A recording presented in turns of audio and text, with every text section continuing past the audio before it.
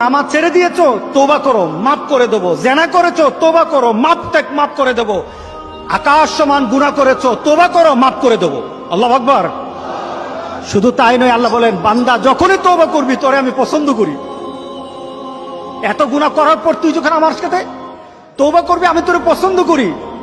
শুধু তাই নয়, আল্লাহ সুবহানাহু ওয়া তাআলা বলেন, যারা মুতাতাহহিরিন, যারা পবিত্রতা অর্জন করে, আল্লাহ তাদেরকে পছন্দ করেন।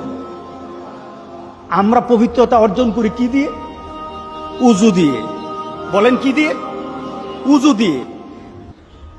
আমরা পবিত্রতা অর্জন করি তওবার মাধ্যমে। প্রথম, এটা হলো আত্মার পরিশুদ্ধতা।